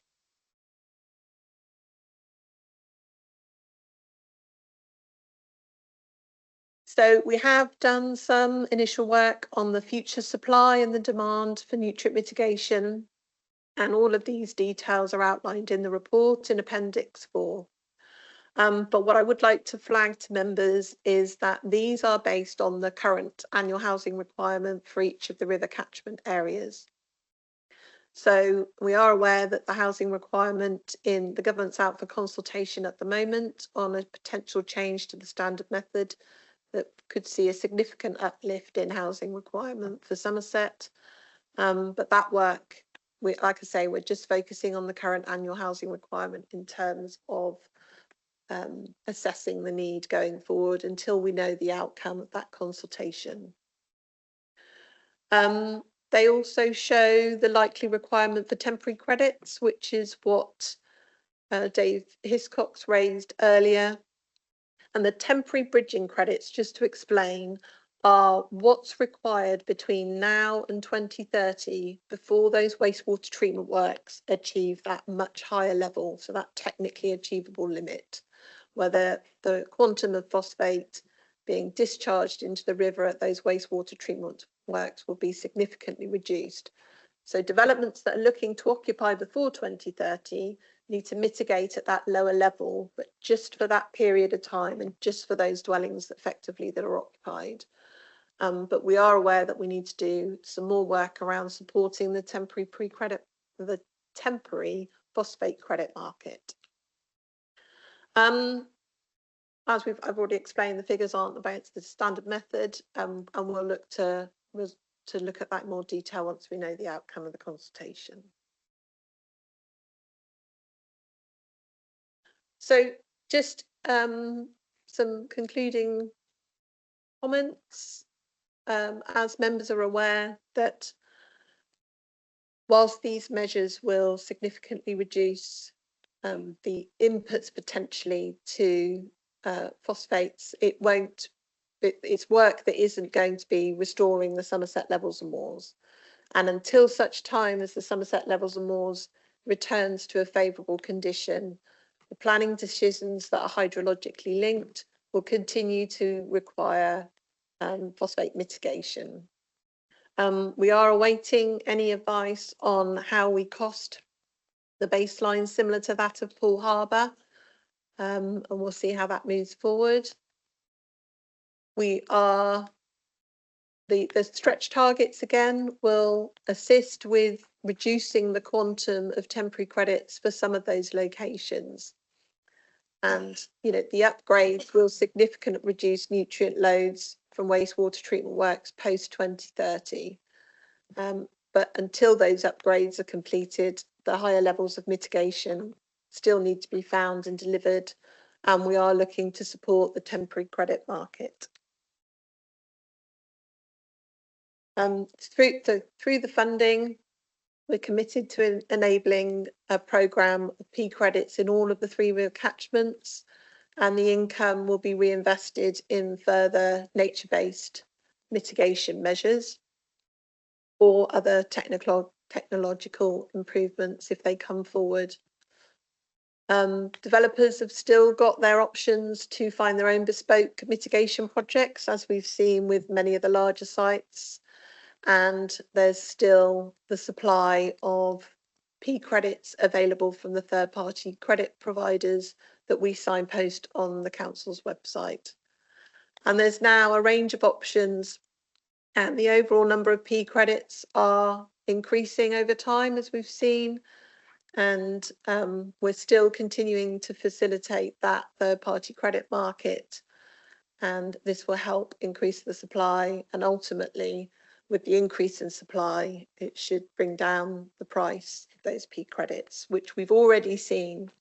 So if you look from when we first got hit with the advice back in August 2020, a kilogram of P, which is effectively a phosphate credit, was trading at about the £50,000 to £55,000 a kilogram. It's now already reduced down to £37,500 a kilogram. And we're seeing through the call for sites that those price expectations are dropping further. And this is just the recommendations within the report. So it's to note the contents of the report and the activity that we've been doing to date to unlock housing delivery. To note the spend to date from the local nutrient mitigation capital funding to deliver nutrient mitigation schemes in line with the grant conditions. And recommendation C is, in order to demonstrate progress on phosphate related matters, we will provide a further update to the committee in March 2025. Thank you, Chair. Thank you, Kate. You don't want to add anything, Alison, at this time? No, you're happy with that? Right. I know Councillor Hobhouse will want to speak, but I'm going to give the opportunity the correct way that members of the committee will speak first. Sue. It's just a question with the call for sites and what's gone before is, do we know how much agricultural land has been taken out to secure these phosphate credits and mitigation measures? And are we going to be keeping a record of that? Because there is increasing concern about the amount of productive agricultural land that potentially can be lost, and food security is becoming an increasing issue.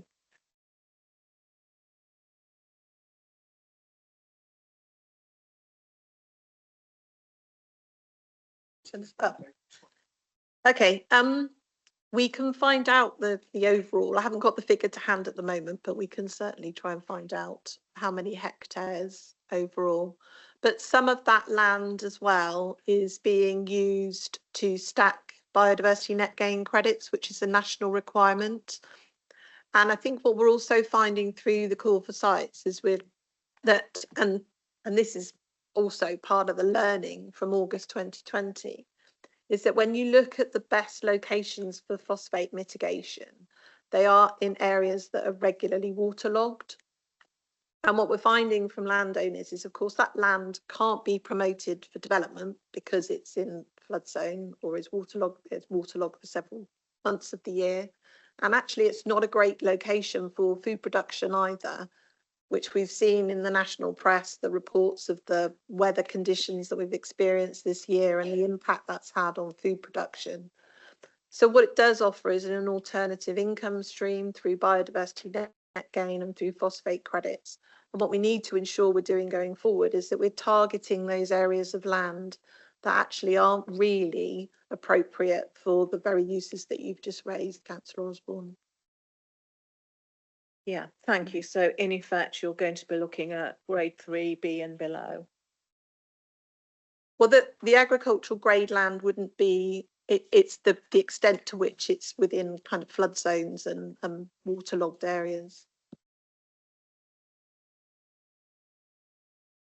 John. Thank you, Chair. Just a couple of very brief questions. You mentioned £37 on P credits per kilogram now. Just for a layman's term, so when we're discussing with residents, an average 3-bedroom house would cost what for a P credit now? Would you say? Do you want me to ask the other ones at the same time? It's only a couple more. Before this was done up, people were talking about stacking with regards to phosphate offsetting. And I was concerned about what stacking meant. I didn't quite get that. And just another one, temporary bridging credits. I understand what that means. So a bit like a bridging loan from the bank, in other words, I imagine. But is there a maximum length to those? If credits can't be, I presume there's a bridge because other credits can't be found for a development or a house build. Is there a maximum length to which those credits can be used, those temporary credits? Thank you.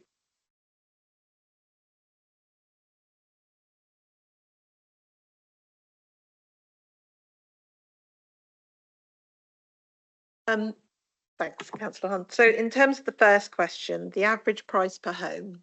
So it does depend what wastewater treatment works they're feeding into, because it depends what quantum of phosphate mitigation they need to deliver. However, if we take Taunton as an example, and if they're purchasing them at £37,500 a kilo, that would unlock approximately 10 homes, that 1 kilo.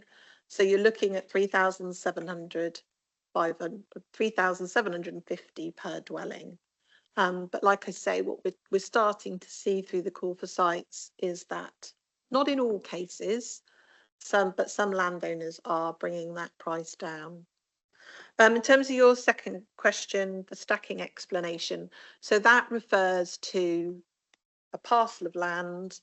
What other payments can a landowner take in terms of environmental payments for that piece of land? And the government have confirmed that where they're delivering nutrient credits, they can stack biodiversity net gain on top. And biodiversity net gain is a new requirement introduced nationally, where all developers have to deliver 10% biodiversity net gain. And sometimes they can deliver that on site, and where they can't, they can purchase credits elsewhere. And that's where landowners are looking to stack that. Now, that allows landowners to get an additional income stream, but it does also allow expectations in terms of the price of some of those credits to come down, because they're stacking those two things and getting payments for both. Well, that's what we'd like to think will happen. So, and that's what we're trying to encourage, yes. In terms of your final question, the maximum length for a temporary credit to be used. At the moment, the main market for the temporary credit is to get a developer to 2030 when the requirement drops significantly. However, they can deliver temporary bridging credits whilst they're waiting for a wetland to come on stream. But in most cases, the market needs to find temporary bridging credits to allow developers to occupy those dwellings before 2030. And at which point, they, provided the upgrades have all happened, and of course the Levelling Up and Regeneration Act allows us as the local planning authority to take those upgrades as certain. So beyond 2030, those bridging credits won't be necessary for reaching that technically achievable limit. But we may want to keep some of those going if we're waiting for wetlands to come on stream. But at the moment, that's 2030 is when then they no longer are required for that purpose. Councillor Well. Yes, thank you. I was interested in the, was it Project 6 with the filter, some sort of filter on our housing stock experiment, as I gather it. Is that right? If and 2 points, how long is that going to be running before we see whether it's successful or not? And B, is it something we could run out into planning conditions for developers if it's successful? And will that bring down the phosphate problem for that particular site? Could it be a 106 or well, not 106? No, part of the planning conditions. Thank you. So we already have a requirement on new housing to reduce their water usage. This is technology to be introduced on existing dwellings to reduce water usage. So the reduction in water usage already applies to the new build properties.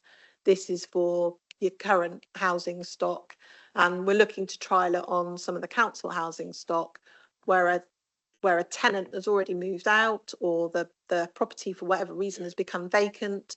We're looking to put them in place before the new tenant moves in to understand whether there are any issues with water flow.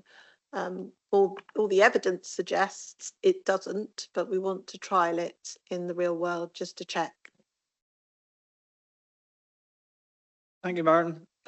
Just before I go to Councillor Hobhouse, I got one quick one and I may have missed it when I was scribbling away here, different things.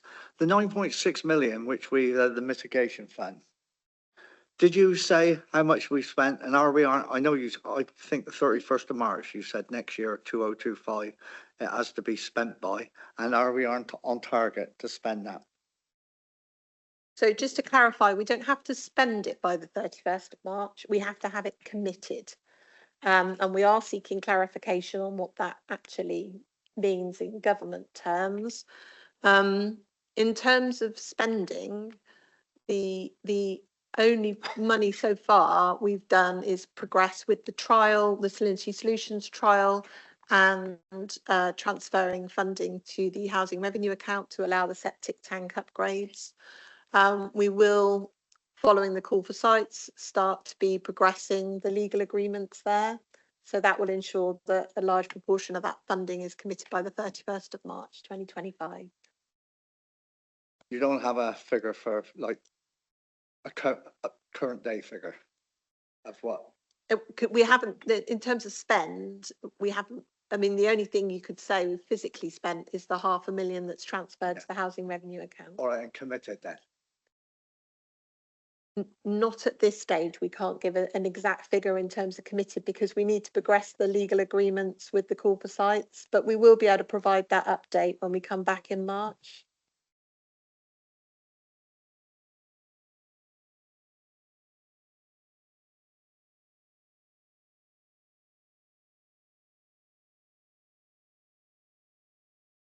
Councillor Hobhouse. Thank you, Mr. Chairman. For those who are not Liberal Democrats, I have taken and had made out for me by Landmark Chambers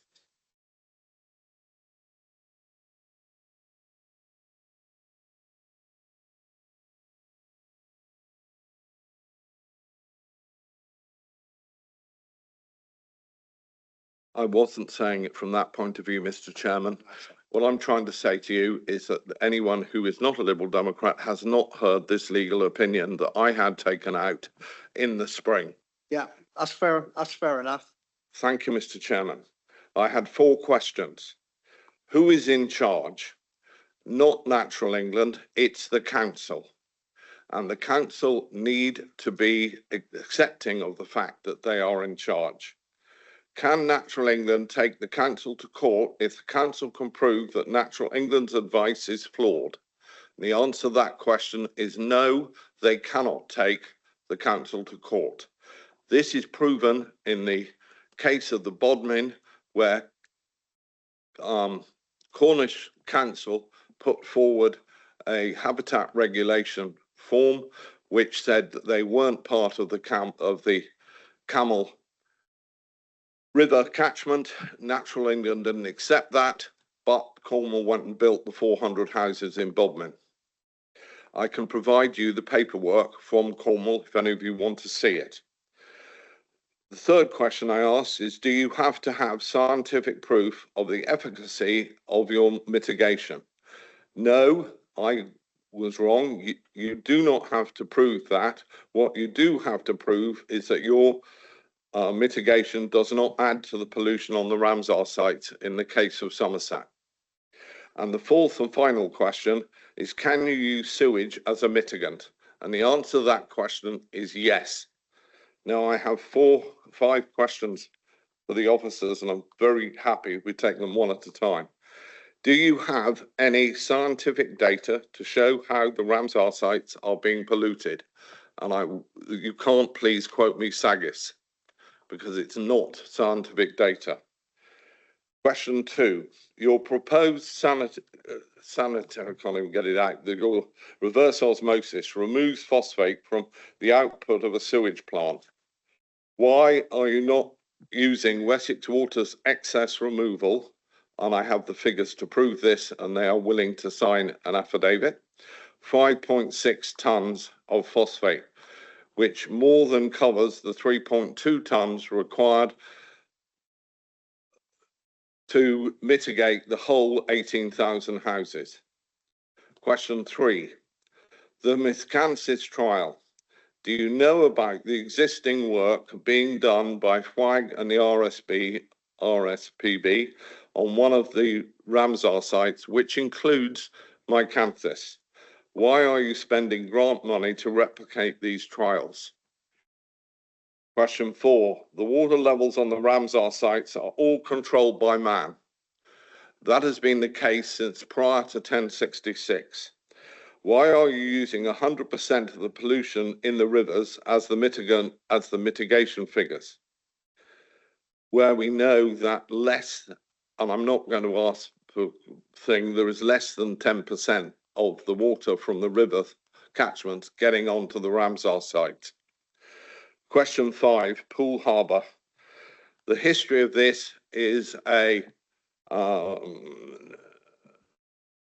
work between Natural England at Dorset Council's Economic Development team.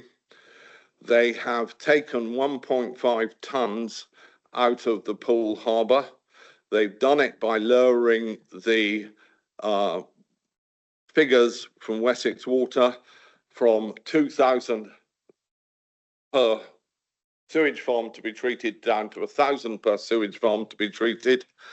And the consequences, if we took it to Somerset, are incredibly expensive. I again have those figures from Wessex Water. Wessex Water have also been told that they are going to be allowed to charge Somerset residents for the removal of the phosphate from the small sewage farms to create the benefit to Poole Harbour. And I want that fact acknowledged. Thank you. Thank you, Mr. Chairman.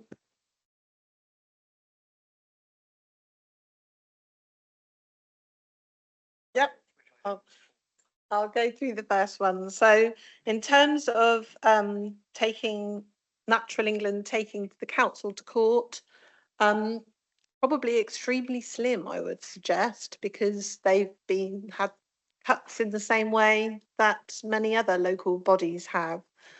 And we have given briefings on this previously. We provided a briefing note on the situation in Bodmin back in February, explaining why it didn't apply to the Somerset Levels and Moors. I would suggest that the larger risk from legal challenge comes potentially from residents' action groups that would want to understand why the council is choosing to move away from the advice from Natural England, or potentially from the increasing third-party environmental credit market, both of which the council has supported, but also Wessex Water has developed its own environmental credit market provider through Entrade. So I'd suggest that's where the larger risk comes forward. And I would like to remind members that the former Somerset authorities aren't, have been legally challenged on other things. The Mendip local plan is one example. the former South Somerset local plan, and there's been previous planning decisions challenged, not around phosphates, but for other matters. And that's where it's important that planning committees follow due process, because otherwise they do run the risk of legal challenge if they don't. And we can circulate the briefing note that explains the Bodmin example again, if members don't recall the one we circulated back in February. Okay, you ask questions, not gonna let the officer answer, then you come back and disagree every time. Let her answer the first series of questions, and then I'll come back to you. Then we'll do the second series of questions. Okay. I think the second question was, do we have to have scientific certainty on the efficacy of phosphate mitigation measures? At the moment, it's based on all the advice that's being published via Natural England, and all of those mitigation measures are, in terms of their appropriateness and how much they mitigate, are all signed off through the Natural England advice service. And if they're signed off by Natural England, then we approve those as suitable mitigation measures. I think the third question said, can you use sewage as mitigation? I'm assuming Councillor Hobhouse meant, can you use the upgrades to wastewater treatment works as mitigation? Because I just clarify that one point, please. No, I did not. You have not any of the. Sorry, Councillor Hobhouse, can you remember to use your microphone? Thank you. Sorry, the legal opinion I gave is a legal opinion that comes from Christopher Boyle of the Landmark Chambers. They were not questions, they were facts. The first question I asked is, do you have any scientific data to show how the Ramsar sites are being polluted? And I can quote the questions one at a time, so you can answer them if you want me to.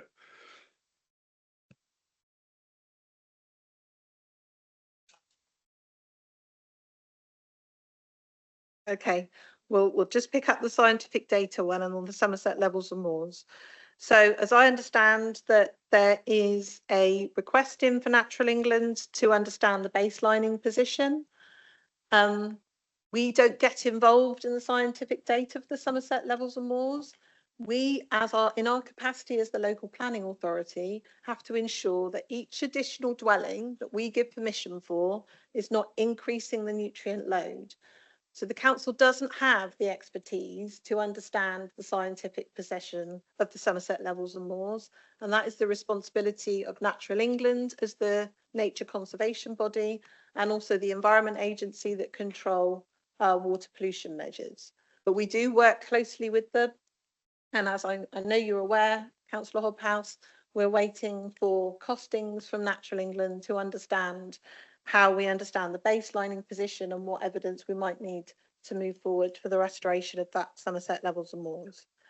I think the second question was, why aren't we using Wessex Water's removal of the wastewater treatment works as mitigation? And I think we'll park that question, because as Councillor Hobhouse has already raised, he shared his legal advice.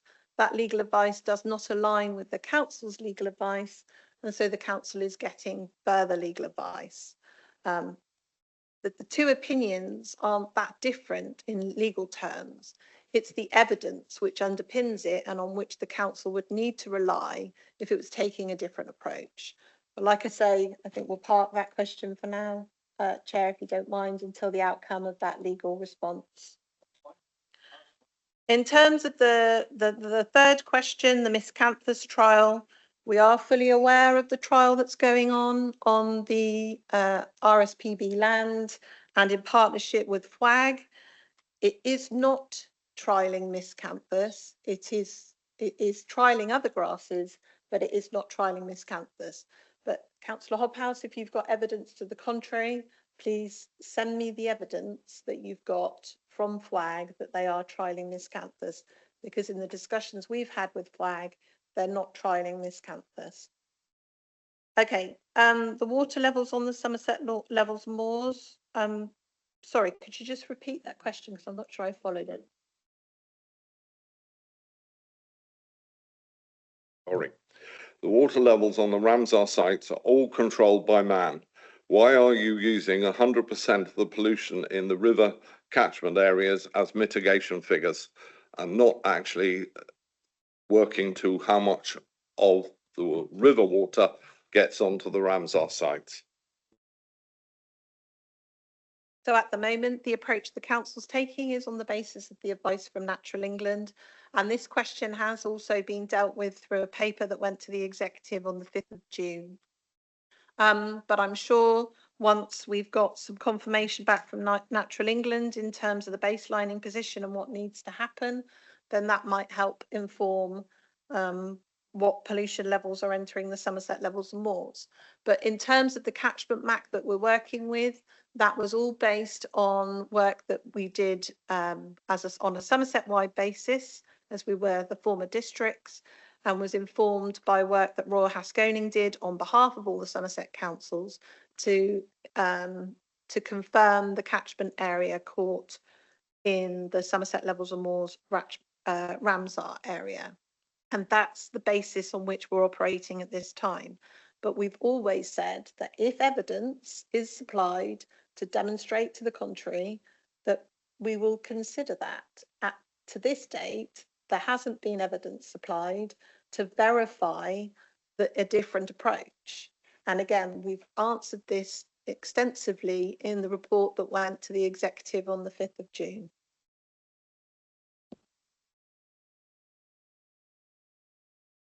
Harbour question. Poole Harbour, the very baselining information that we requested from Natural England has been undertaken at Poole Harbour. Just to explain the context of Poole Harbour, so it was subject to a legal challenge back in 2015.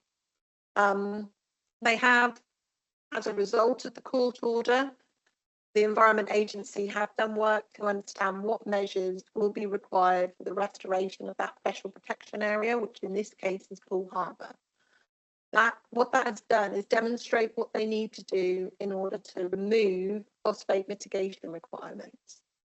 However, Poole Harbour are caught by both phosphates and nitrate. They still have to find nitrogen mitigation, so they're still impacted by nutrient neutrality. Developers don't have to deliver phosphate mitigation, but they do need to continue to deliver nitrate mitigation. And Dorset Council has been awarded money through the local nutrient mitigation funding, as have we, and they are delivering nitrogen mitigation to help unlock development impacted by that requirement. Thank you. Thank you for that, Kate. Thank you for the answers to the questions. Yeah, I'm not having debate after debate after debate.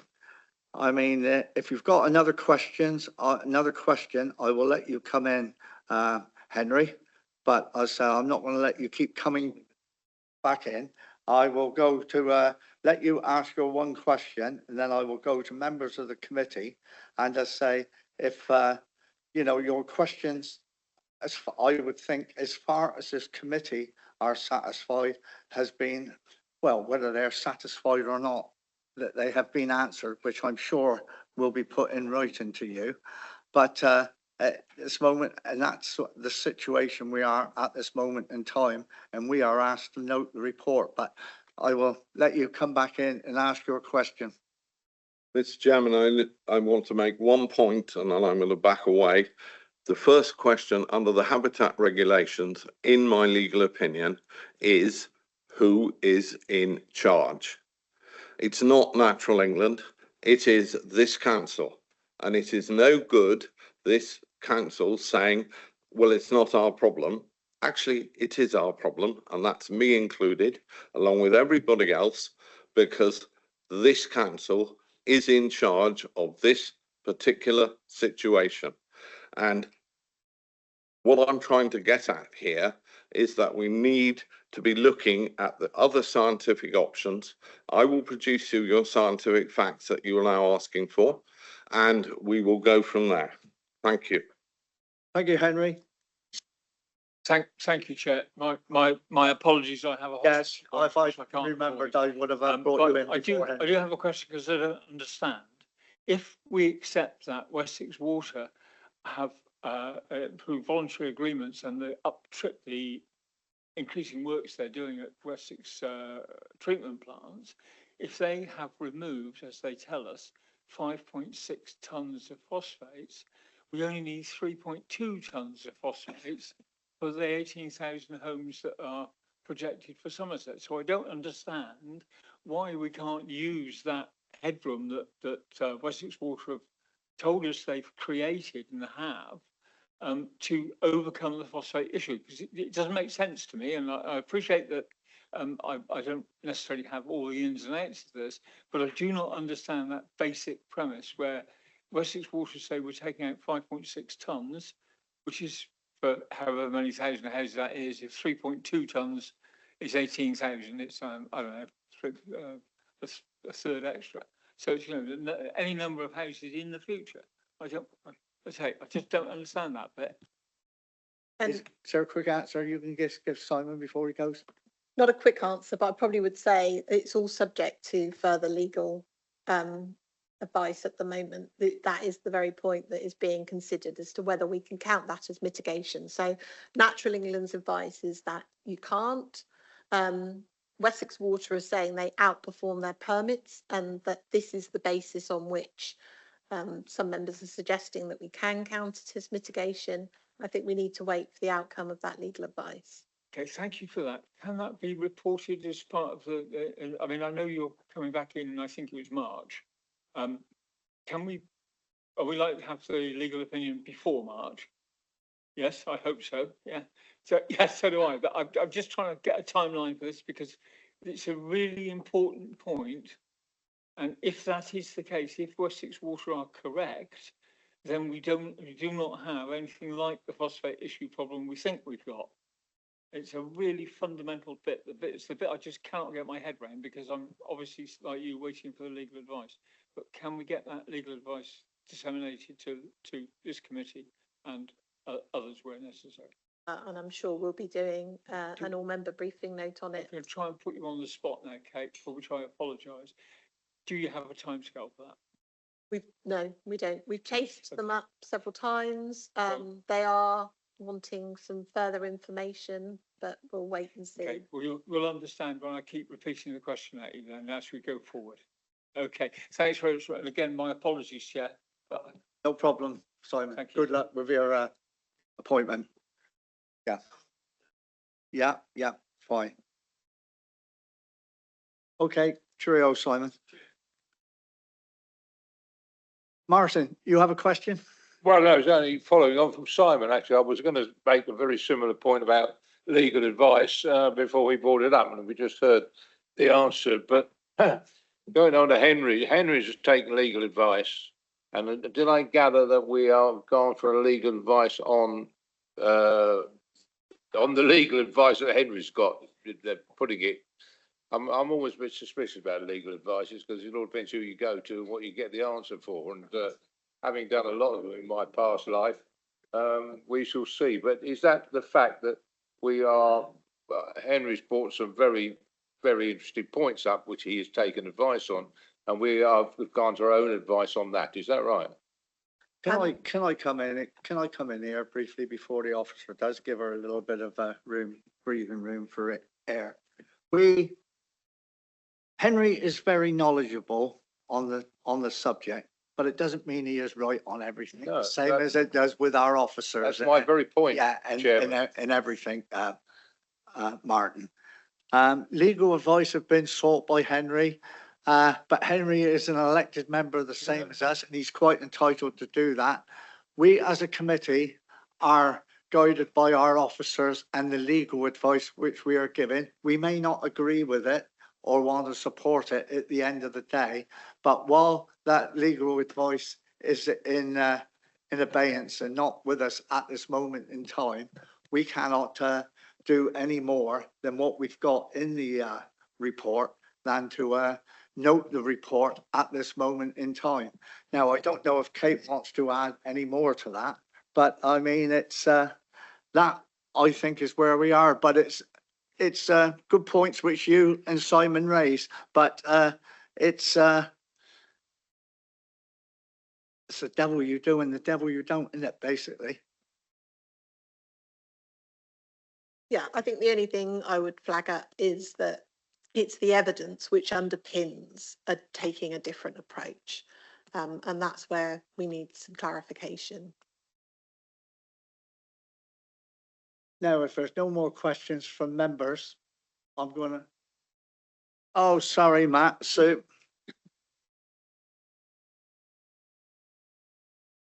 Blessed thing. It's not really a question. It's more of a statement, really. I sit here somewhat awed by Henry's knowledge and enthusiasm and dedication in tracking this stuff down, in Kate's diligence in finding the intricacies with the policy and the legal side, the questions that we get from Simon, from Martin, from all over the place. And I'm really grateful for this. And this is just me spouting, to be honest. I'm really grateful for this stuff. But I do feel that we mustn't lose sight of the fact that this whole question, this whole series of conversations has a root in us finding a satisfactory way of allowing Somerset to prosper while protecting our rivers and wetlands. I worry that we're going down rabbit holes and behind looking glasses to look at legislation and offsets and costings and da-di-da-di-da. But this is Somerset. I just don't think we would be foolish to lose sight of the fact that we are working to protect our wetlands.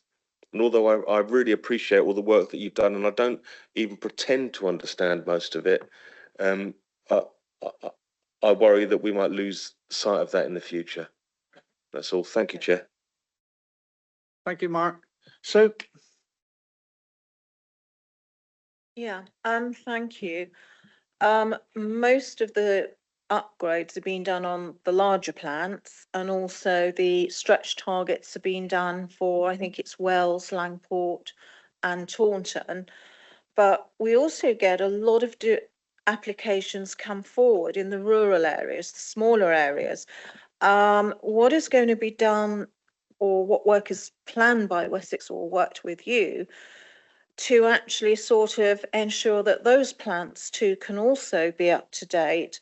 Because what's going to happen is there's going to be a very big difference in cost of credits between the more urban areas and the rural areas. And the ultimate irony is that in Area South, we're getting a lot of applications in the rural areas. So it's not just about phosphate, it's also about the capacity, whether the sewage works can actually cope with these extra developments.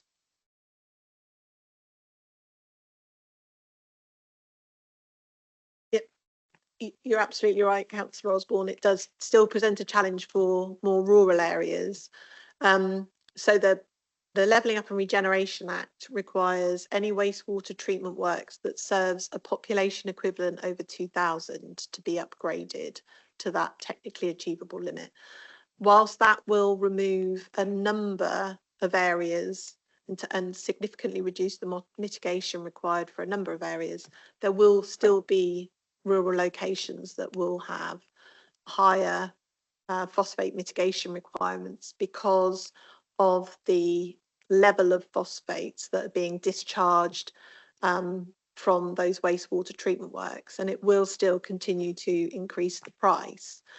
I think the bigger impact that will have potentially is on rural affordable housing schemes going forward. And we have supplied government with some case study examples to show how much more expensive it is for an affordable housing provider providing 5 dwellings in a rural location compared to a rural housing provider unlocking housing in, say, the Taunton or Yeovil or you know, the other areas that will be upgraded.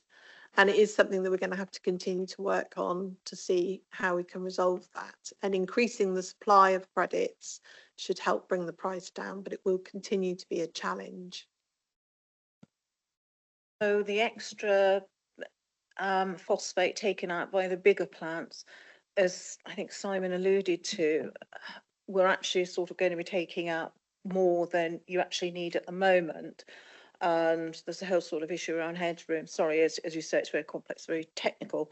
But can some of that not be used like on an offsetting basis, so it aggregates across the whole catchment or across the whole area?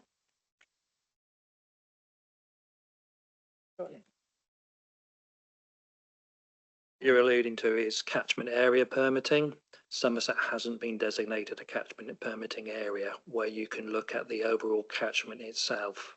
There are 3 catchments identified on the government website that identify catchment permitting, and they're not anticipating to do anything further on that matter. Thank you, Paul. Thank you, Sue.